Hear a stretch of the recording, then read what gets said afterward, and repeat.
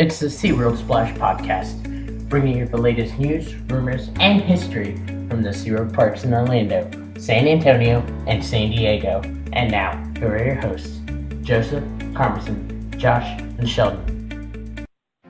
Awesome. So what do you think about SeaWorld's new take on theming, like Discovery Points already being themed, Pacific Points being themed, tiered? Blue World's also going to get its very own theme. Mako got its own theme. What do you think about SeaWorld's theme? Do you think they're doing really well on it, or? I think they're doing really well because when you theme an area, as a guest walks to the park, they feel like they're entering a different realm. And within that realm, what SeaWorld does that a lot of other places don't, Busch Gardens does the same thing. But as you enter a realm, let's say you enter the Pacific because of the Pacific Point Preserve, now we can infuse what challenges are found along the Pacific Gulf Coast.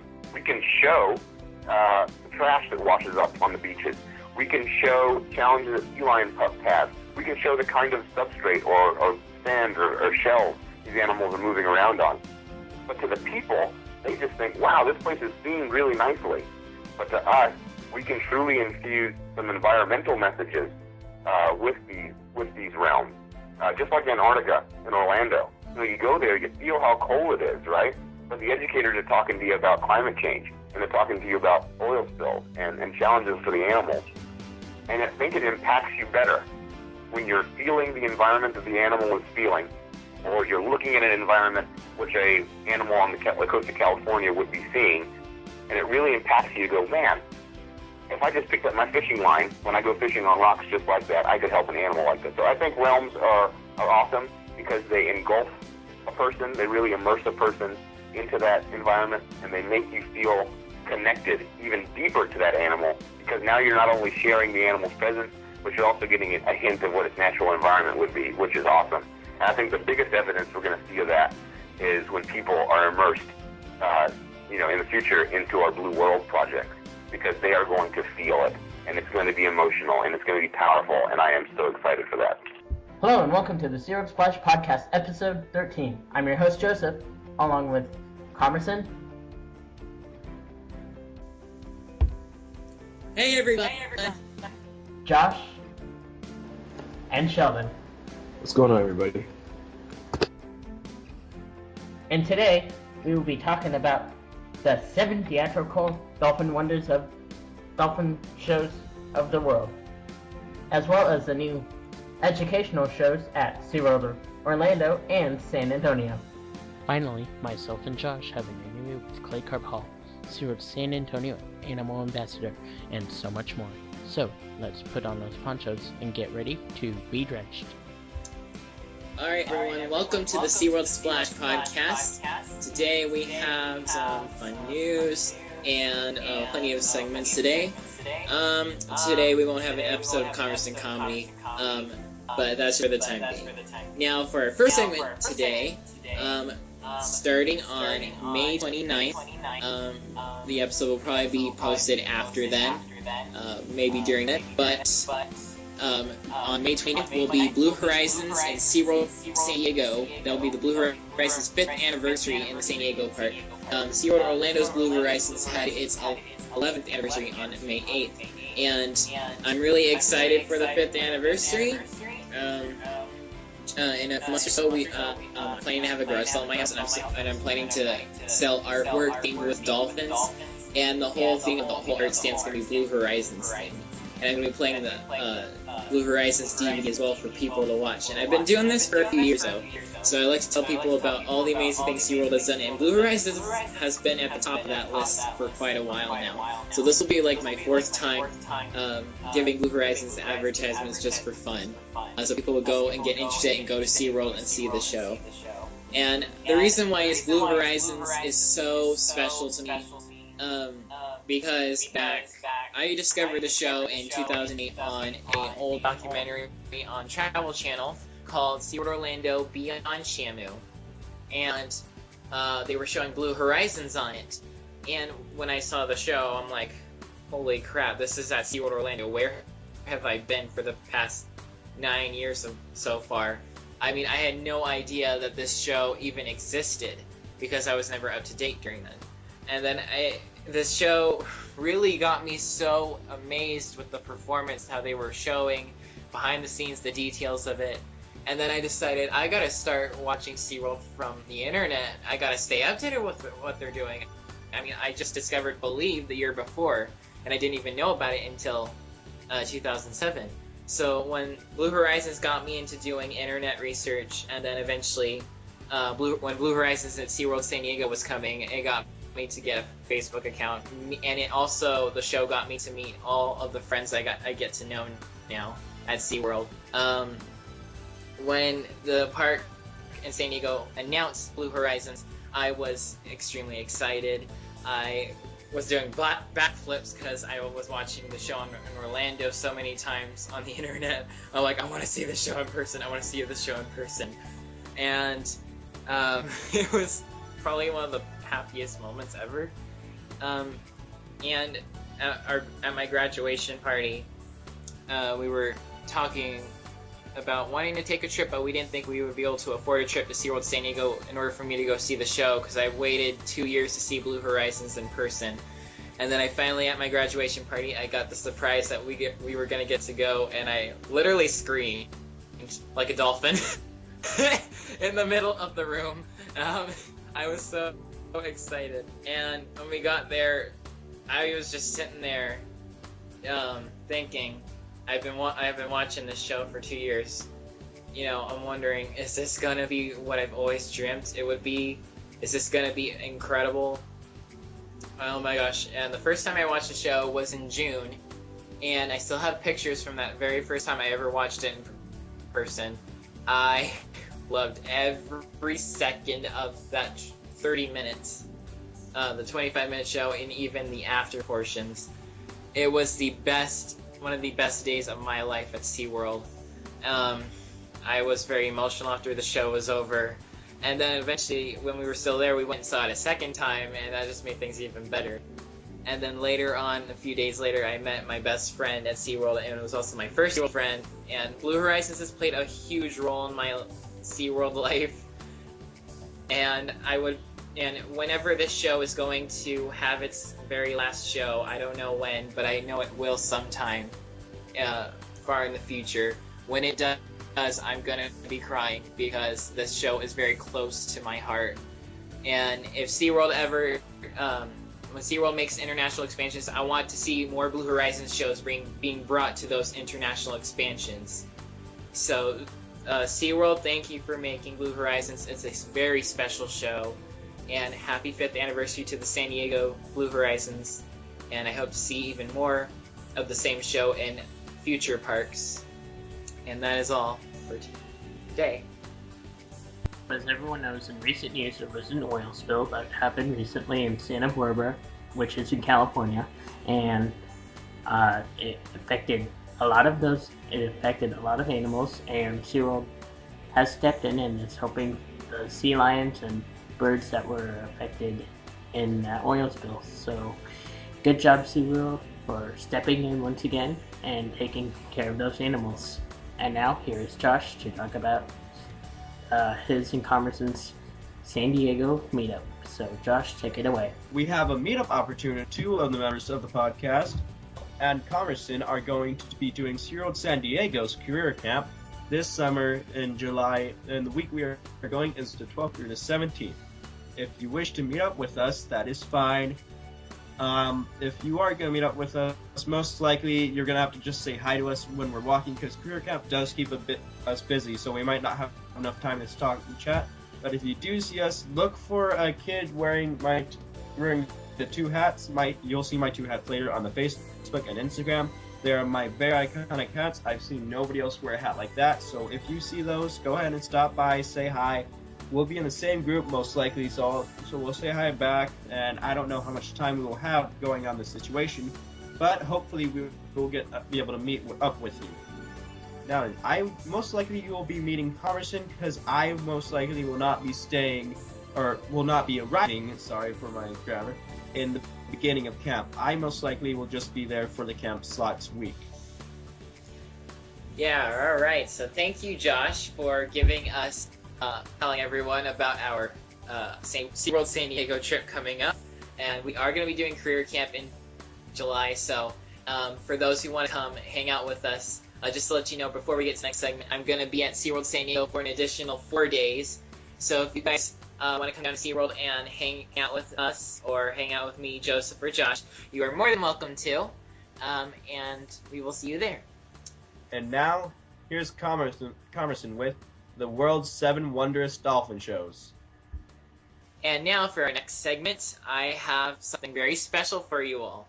It is called the world's 7 wondrous dolphin shows, which is ironic, like in one world. So, all right. So there are 7 theatrical dolphin shows on our planet. Only 7. That's a very small amount. All the other dolphin shows are typically educational or really old-fashioned. But there are only 7 very unique, special dolphin shows in the world. We have all 7 listed for you, and their names and where they're located, so you can go check them out on YouTube or even go see them in person. All right, so number 7, we have our first dolphin show. This dolphin show is called Ocean Wonders. Ocean Wonders is a dolphin and California sea show. It has both dolphins and New Zealand. In this show, they have Ocean Park in Hong Kong. You might have heard a lot of great things about Hong Kong. Ocean Park in Hong Kong was the first facility to do artificial insemination with a bottlenose dolphin back in the 1900s. And they gave that reach to SeaWorld so that we have successful breeding programs with our dolphins. They have great conservation efforts. I know that they tried rescuing pilot whales recently, and they did have a killer whale at one time. So now, even though I wouldn't say Ocean Park is the world's greatest marine theme park, I think it's one of the most special ones because of the conservation. And Ocean Wonders highlights conservation and being inspired by animals. So what the show is about is there's a researcher who is on a little life raft, not exactly a life raft, but I guess like a log boat or whatever, I can't remember what to call it. But he's out there in the ocean, and he has a sea lion companion, and he meets more sea lions and dolphins, and he gets inspired to understand why these animals are beautiful and amazing, and very special, why we need to care for them in the world. As for the rating, I would actually say this show deserves only half a star. I was very disappointed with how this show looked, because the acting was not very good. They have scripted lines in it, but it didn't feel very natural, and this particular show didn't wow me too much. I will say they had some very well done behaviors performed with the animals, and they have a very nice looking set, but I'm not very impressed with the form of the show. That's why I'm giving it half a star. And it's a little critical, but I'd like to see Ocean Park do a little better in some areas with their shows in the future. Alright, and number 6, we have a very old dolphin show called Dolpharia. Dolpharia is located at the Enoshima Aquarium in Japan, right along the beach of Enoshima, Japan. And you probably heard of this place that has a Risso's dolphin named Hannah and a false killer whale named Sailor, who live with some Pacific bottlenose dolphins. They live in a very small environment, but it's also a very high-tech environment. They don't catch any dolphins, from what I know of, from the Taji Drive any longer. They're getting very conservative with the environment as well. And in fact, this aquarium was the first facility on the planet to house the world's first theatrical cetacean show. This show opened in 2002. It's the oldest theatrical dolphin show in the world. It's the very first. So it still goes on today. In fact, it's become so popular in Japan, they have a DVD on sale online and in their gift shops on the show. And the storyline of the show is a little bit bizarre, but the whole show is designed for little kids. So there are 3, I'm not exactly sure what their names are. I tried looking up the characters' names, but I couldn't find it. But there are these 3 trainers to play like these fun characters who wear these very colorful costumes, who I guess you could say are people who embrace the ocean life, and they meet a new member of their family who comes out of literally this big vacuum airtight bubble, and she learns of how beautiful these dolphins and whales are, and they literally put on a musical for people, and there's actually dancing choreography along with the whales and dolphins and the people. There's some absolutely beautiful behaviors in the show, and They really reach out to the younger generation in caring for the ocean and our planet. And I really actually like this show. The rating, I'm going to give it about 3 stars. It's not the best dolphin show I've seen, but it's actually one of my favorite, even though it's a little kid show. Because they really reach out to children and to understand it. A lot of people really like this show, actually. They've gotten some really nice reviews, and it's been around for a while, and it's been played a large part in dolphin show history. So, in number 5, we have Aquabella. And this show is located at the Dolphinarium in Harderwijk of the Netherlands. And I'm pretty sure a lot of you are very familiar with this new show. And it just came out, I believe, 2 years ago. The show was directed by Roy. I can't remember his last name, I'm sorry. He's got a long last name, I know that. But I'll talk a little bit about Roy and a few other of these shows later. But he directed this dolphin show, and he is a very excellent director of theatrical dolphin shows. Aquabella is also about conservation. In many ways, it's almost like one ocean. So the storyline is there is a tourist out in the Netherlands who tries throwing their garbage into the water when dolphins keep throwing the garbage back at them, or back at him or her. And then they realize that the dolphin trainers come in and make this person understand that you can't litter in the environment because this is a beautiful place. Life is fragile, and they highlight it even in the scene where the Arctic ice is melting. They have this one kind of creepy but kind of scary and like whoa scene where Mother Nature kind of appears out of a mist screen and tells people, look at what people have done to the ocean and stuff, that it doesn't look good. Learn to conserve the environment is the message. And they make it fun, enjoyable. They get kids to interact with the dolphins, and they have spectacular behaviors in this show. And for the rating, I want to say 3.5 stars. It's one of my most favorite dolphin shows. This is a spectacular show. It's got an original soundtrack. There are fountains in the show. There is a large screen with a door in it, which is probably not a huge highlight, but there's great waterwork behaviors, beautiful waterwork behaviors in this show. And if this place sounds familiar, it's the same facility where Gudrun the killer whale came from, so it's a close friend of SeaWorld's. So I recommend checking out Aqua. In number 4, we have AT&T Dolphin Tales from Georgia Aquarium in Atlanta.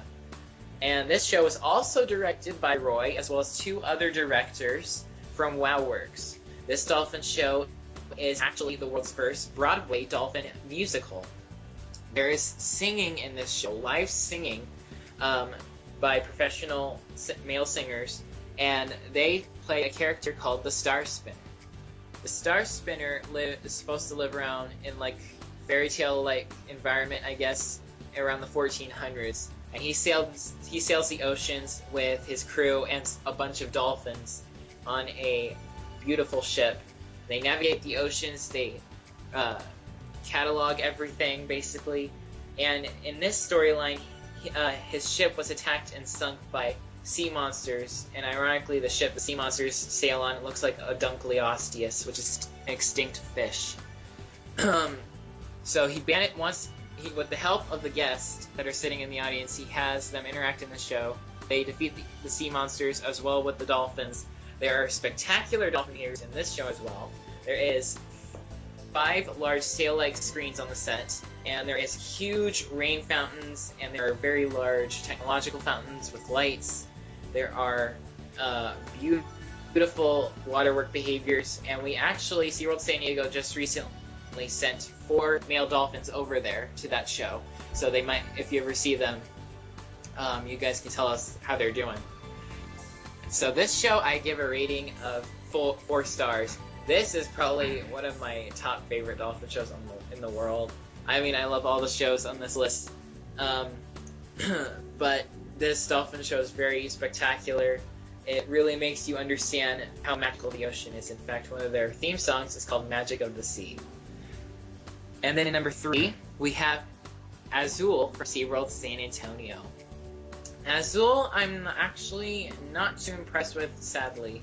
I'll get to saying why I'm not in a second. Azul is similar to Blue Horizons. In fact, it's almost the exact same as the previous show, Viva. which is one of the reasons why I'm not too impressed with this show. It has acrobats and new macaws, which they didn't have before.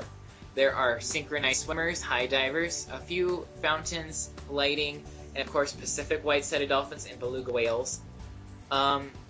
This show really wants us to discover life around us and, just enjoy nature. However, now the reason I'm not too thrilled about this show, I'd probably give it about 3.5 stars as well. Because the show is not exactly owned entirely by SeaWorld. Another company helped pretty much just produce this show. And so technically there's not full ownership. And even though the soundtrack is an original, which is good, the show doesn't feel any different. Neither does the set feel any different to what Viva was like before Azul came.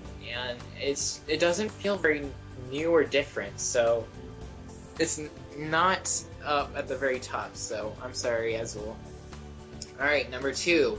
The world famous and legendary Blue Horizons, which had originated at SeaWorld Orlando in 2005. It's been the Orlando park, as I mentioned before, is 11 years old, and San Diego opened theirs in 2010, and that one is now 5 years old. So Blue Horizons must be, in my opinion, the world's greatest theatrical animal and human show. There are several fountains in the show with a gorgeous set made out of glass. Literally, the set in San Diego, though, is pretty much entirely made out of glass. And there is several different exotic birds in the show, from the marabou storks in Orlando to East African crown cranes, vultures, several multicolored doves, and parrots and sun conures.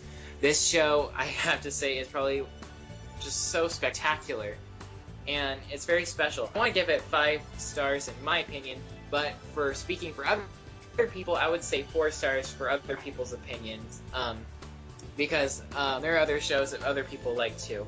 But Blue Horizons is in second place for this reason. It's a spectacular show.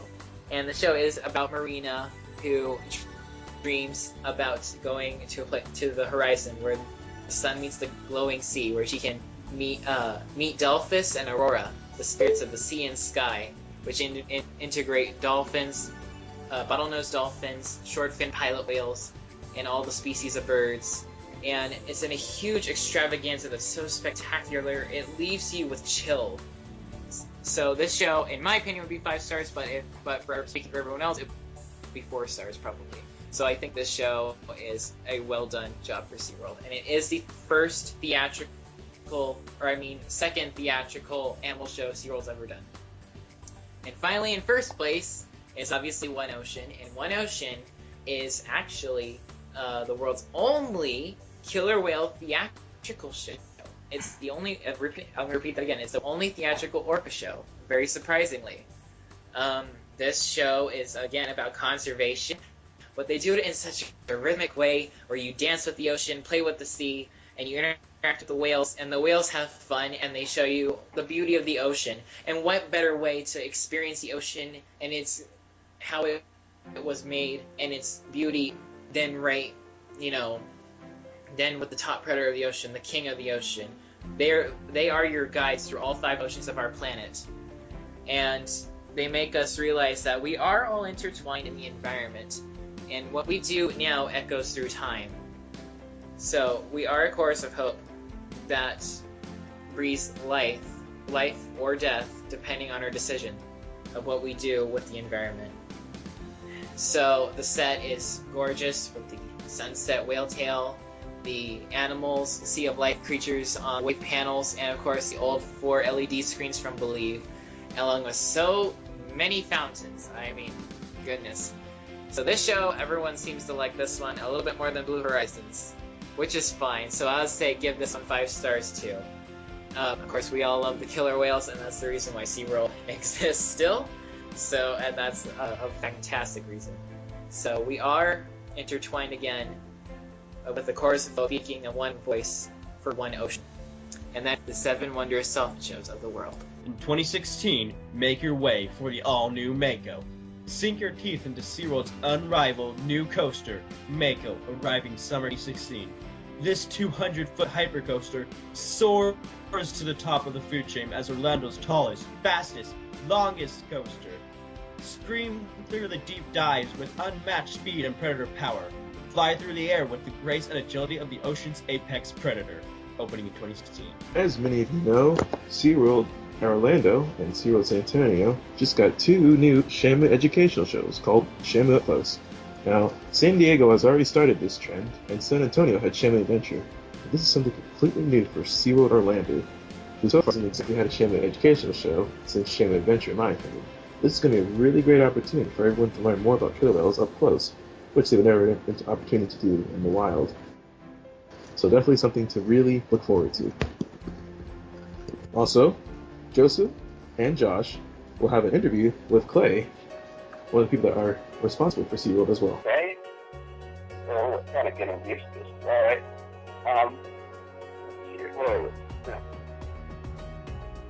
What do you think the impact of Pacific Point is going to be? Oh my gosh, it's going to be huge.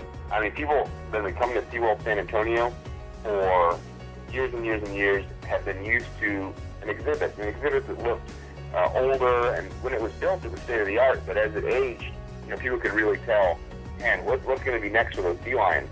And I've been walking through Pacific Point now for the last couple days, really taking a look at everything. I've seen the shows that we've been kind of doing for VIP events and team member events, and Pacific Point is just beautiful.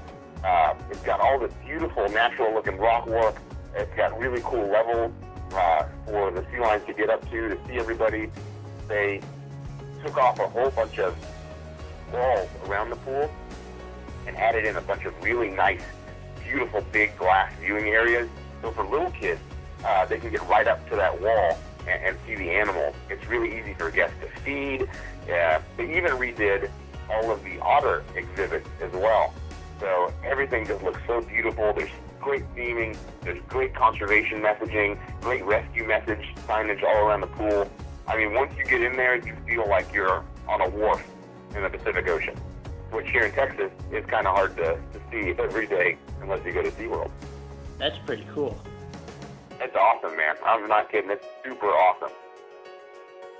And we hear that killer whales up close got to be a part of SeaWorld San Antonio. Yeah, yesterday was our first show for killer whales up close. The education team and the Shamu team have been working really closely together, and that show is a knockout of the park. I mean, it's awesome. What's happening is we're having people come and watch our educational shows because we were already doing SeaWorld educational Shamu shows, but this new Shamu up close is a whole different format. We have a host, we've got the trainer, we're taking questions from the audience, we're getting questions that we've seen maybe on Ask SeaWorld, and I mean, it's all out there, and it's really cool, and we're showing off behaviors, and what's neat about it is people watch One Ocean or Light Up the Night, and they see a behavior, and they go, oh, that's cool, the whale just did a front flip. But in the Shamu Up Close show, we tell you what the purpose of a front flip is, not only working with the animals here at the park, but also what jumping in the natural environment out in the ocean would be doing, how that's a communication or a way to look ahead, or a way to really pick up speed, or a way to give force to a sea lion or a gray whale they're trying to hunt, or stun up a school of fish. We're giving people an insight why the animals do what they do. And when you give that kind of insight, you really empower people to know a lot about what the animal's doing at all times, whether we have really cool music and lights going on, or whether they're just doing what they normally do in their everyday life. So I really like that about Shamu Up Close. It's really connecting people with those killer whales. Oh yeah, that was pretty cool. Even Josh got a video of it in San Diego. Yeah, San Diego had it first. Am I right on that? San Diego kind of took it first, and now. Oh yeah. Yeah, now we're adapting that to the other parks, which is fantastic. I think Orlando has something else. I want to say it's called Into the Blue, but I'm not sure. I think they have a different killer whale educational show than San Antonio and San Diego do. Oh yeah, it's pretty cool. I think I heard the name. I just can't remember it right now. Yeah, I want to say it's Into the Blue, but it's hard for me to keep track of all the parks. What do you think Discovery Point's going to bring to the park? What I can tell you about Discovery Point, this is my 11th year at SeaWorld San Antonio. I came to SeaWorld San Antonio as a kid, and Dolphin Cove never changed. It was always the same. You went over, you were able to buy, trade the fish, feed the animals. The animal care staff was there to talk to you about the dolphins. Education was there. What's happening with Discovery Point is a complete evolution of that whole area. What I think Discovery Point is going to mean for SeaWorld San Antonio is it is going to be, it's like the future of our animal exhibit and what they can be and what they're going to be. Because Discovery Point is not only going to increase the size of the habitat for our bottlenose dolphins, but you're also going to have underwater viewing opportunities. You're going to have interaction opportunities, things that we didn't have here in SeaWorld San Antonio. We didn't have a dolphin swim with program or an interactive program. We had them for beluga whales and sea lions for years, but never with bottlenose dolphins. And now we're offering that. And that's one of the biggest questions we get here at SeaWorld San Antonio is, do you have a dolphin interaction? Do you have a dolphin interaction? And all we can ever say is, no, I'm sorry, Discovery Cove is in Florida, or you can go to San Diego. But now we can say, yes, we have a dolphin interaction program. And the realm that Discovery Point is going to be in is just beautiful. Right now, it is a hole in the ground. They demolished everything. And that tells me that Discovery Point is going to be something we've never seen before here at SeaWorld San Antonio. And I think it really sets the pace for Blue World in a few years.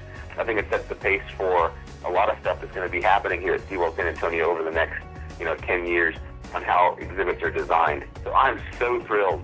And I think the people that come visit Discovery Point and do interaction, and have a lot of fun here with our animals, they're just going to be amazed. Because you're not only going to be able to see them from the surface, you're able to go underwater, which we don't have here at SeaWorld San Antonio. We don't have underwater viewing for these animals, but we do now. Oh, it's going to be great. I'm so excited. That sounds pretty cool. It's awesome. And right now, it's hard for me to visualize what's going to be there because I'm not kidding, guys. It is only a hole in the ground. I mean, it's just cleared out. And to see the evolution of that area over the next few months is going to be amazing. Sounds awesome. So what do you think about SeaWorld's new take on theming, like Discovery Point's already being themed, Pacific Point's being themed here? Blue World's also going to get its very own theme. Mako got its own theme. What do you think about SeaWorld's theme? Do you think they're doing really well on it, or? I think they're doing really well because when you theme an area, as a guest walks through the park, they feel like they're entering a different realm. And within that realm, what SeaWorld does that a lot of other places don't, Busch Gardens does the same thing. But as you enter a realm, let's say you enter the Pacific because of the Pacific Point Preserve, now we can infuse what challenges are found along the Pacific Gulf Coast. We can show trash that washes up on the beaches. We can show challenges that sea lions have. We can show the kind of substrate or sand or shells these animals are moving around on. But to the people, they just think, wow, this place is themed really nicely. But to us, we can truly infuse some environmental messages with these realms. Just like Antarctica in Orlando. You go there, you feel how cold it is, right? But the educators are talking to you about climate change, and they're talking to you about oil spills and challenges for the animals. And I think it impacts you better when you're feeling the environment that the animal is feeling, or you're looking at an environment which a animal on the coast of California would be seeing, and it really impacts you to go, man, if I just picked up my fishing line when I go fishing on rocks just like that, I could help an animal like this. So I think realms are awesome because they engulf a person, they really immerse a person into that environment, and they make you feel connected even deeper to that animal, because now you're not only sharing the animal's presence, but you're also getting a hint of what its natural environment would be, which is awesome. And I think the biggest evidence we're going to see of that is when people are immersed, in the future into our Blue World project, because they are going to feel it, and it's going to be emotional, and it's going to be powerful, and I am so excited for that. So are we. Is there any new dolphin shows coming to San Antonio in the future? Well, every few years, it's always good to update products and shows. I don't have knowledge of any new dolphin shows coming. But, we have a zoo right now, which is Pacific white-sided dolphins and beluga whales, and we're the only park of the SeaWorld parks that utilizes beluga whales in a show, and we're the only park that utilizes Pacific white-sided dolphins in a show. So that does make SeaWorld San Antonio unique in the fact that it doesn't have blue horizons, it has azul. In my opinion, I think San Diego and Orlando could really jump on board because azul's pretty awesome. And blue horizons is cool, but they can't beat azul. It's pretty cool. Right. I have a few more questions before we do anything else. So SeaWorld San Diego's getting blue whale, and San Antonio's getting Discovery Point, Pacific Point. Orlando's going to get that new roller coaster. Yeah. What do you think is the next big step for SeaWorld in entertainment or enrichment? I think these Blue World projects that Orlando and San Antonio are getting after San Diego, are a pretty big step. But every year, I sit in meetings here or we have talks about a new exhibit or a new concept, and every year the innovation level just gets higher and higher and higher and higher. And I think that if you're a SeaWorld fan, if you're a person that wants to work at SeaWorld, if your family loves coming to SeaWorld, I think you are just in store for a great next set of years coming up. Because you're going to see new things at all the parks. There are new things that they're not even telling me about right now. But I know that these parks are going to evolve into something amazing. Who knows what the next big innovation is? But I can guarantee you that if there is a cool innovation in enrichment, animal welfare, husbandry, animal training, you're not going to see it anywhere else but SeaWorld and Busch Gardens first. Because we are the places that are really trailblazing a lot of techniques with animals, a lot of habitat designs with animals. And I think it's cool when SeaWorld opens Discovery Point, they open open Pacific Point Preserve, they open Blue World. It really sets the standard for other aquariums, other zoos, other marine parks to go, hey, SeaWorld did that. We've got to up our game. And I think that's what we do as an industry leader. We continue to raise the bar for other zoos and aquariums. As other zoos have their animals they're really popular with or they're very good at working with, we can take lessons from them. When it comes to marine life, you can't beat SeaWorld and the innovations that we can create. Oh, yeah. That's definitely a big one. So I always, like you guys, I always wanted to work at SeaWorld. Like, that was my goal in life, was to work with animals at SeaWorld. I didn't necessarily have a big ambition whether it had to be killer whales or it had to be sea lions or anything. I just knew that if I was going to work with animals, it needed to be at SeaWorld, because I felt like of all the zoos my parents took me to and all the places I traveled around the country, SeaWorld was always the best and the best experience.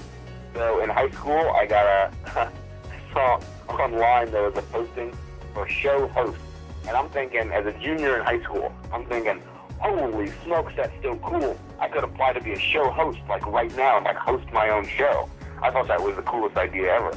So I applied as a junior in high school, and I got the position. And I came in for orientation, and I don't know if you know this, but a show host isn't like hosting a show. It means like you're hosting people to their seats, you're making sure the stadium's clean after the show, like you're picking up trash, you're cleaning up everything. So that's what I did for my first 6 months here at SeaWorld San Antonio, is I picked up trash. Like I was a park operations stadium attendant or show host. So I was like, man, I thought I was going to be host. I told my mom and dad, like, hey, you guys gotta come watch the new show I'm going to be hosting. I don't know what it is yet because I haven't started it, but it's going to be great. Then after my first day, I had to break the news that I wasn't actually hosting my own show. Then I moved myself over to the education department, and I did tours, camps, and sleepovers for 2.5 years. And then I left that department. It was an opportunity to move to the animal ambassador team, where I make my home view days. And I was able to move to the animal ambassador team, where I work with a variety of over 35 different species of animals. I travel all around the country talking about animals on television shows. I do presentations for campers here. I meet VIPs. We go all over the place, whether I'm in New York City with Julie Scardina or I'm doing a show with Jack Hanna on the West Coast, whether we're doing some stuff in Dallas or Houston, or we go to Phoenix or Las Vegas, Miami, who knows where we're going to be. We travel all around the country. which is really neat. And this department has really been one of the coolest moves of my entire career. As far as people that want to become animal trainers, I think in this day and age, SeaWorld and Busch Gardens, they really look towards experience. You know, what kind of experience are you bringing to the table? Because this SeaWorld is really the creme de la creme. It is the top of the mountain for a lot of folks. They pay very well. They're very good. They have a lot of money to make really cool things for facility changes. But we want to make sure we have the most experienced team. So for new people that are trying to break in, I always say, man, you got to go get some experience at a zoo or an aquarium, volunteer somewhere, do internships, really arm yourself, because there are hundreds of people that want to work with animals in SeaWorld, and you've got to be able to stand out above those hundreds of people. And the way you stand out is greater experience than the next guy, or a degree will also give you that extra push. Oh yeah. That's the thing. Oh yeah. I'm definitely going out for my degree. Good, man. Then stick with it. You know, I'm a weird case, and I'll be honest with you. I'm a very weird case. I was I was in a university while I was working at SeaWorld, and my outlook was, you go to school, you go to a university to get the job you want, right? I mean, that's kind of the college dream. You go to school to get the job you want. Yep. Well, when I was a junior in college, I had the job I wanted. So I focused more on career and slowed down on school, because that was my decision to make. But that's not a good decision for everybody else. Like, I'm always like, stay as fast as you can in college, get all your credits done. You can be out and done and enjoying your life.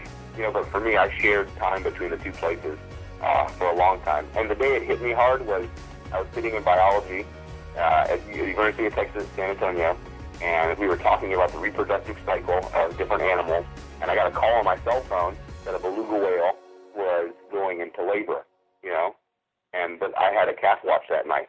So calf watches were basically, we sit around and watch the baby, make sure it's breathing okay, make sure it's staying with mom, you know, tracking how long it's nursing. And I'm sitting there listening to my professor talk about the life cycle, and I realized that when I leave this class, I'm going to work and I'm going to witness the life cycle. So it was kind of practical experience versus book experience for me at that point. That's pretty awesome. It was very awesome. It's been awesome. All the 11 years at SeaWorld has been one of the most awesome times of my life. Hey, I got a question my friend wanted me to ask you. Are there going to be any shamus anywhere in San Antonio? Are there going to be any what? I'm sorry? Hidden shamus.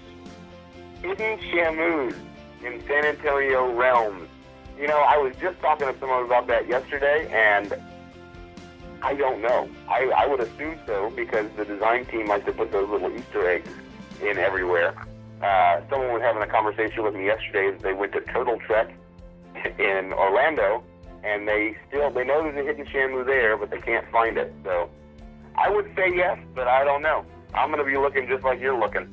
Oh yeah, we're going to be looking for the one over here in San Diego.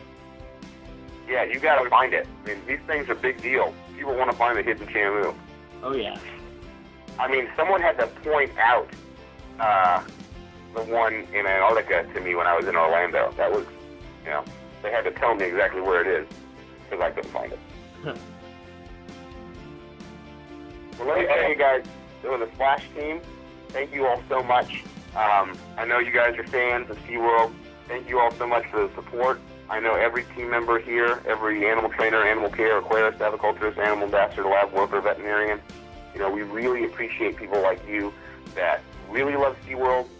You are very passionate about it. You want to work here one day, and we really thank you for that, because I know sometimes online, especially on Twitter, you can be hit pretty hard with some nasty stuff from people who don't like SeaWorld. So thank you so much for supporting us, and we really, really appreciate it. And thanks for thinking of me to be on your podcast. I appreciate it. Thank you.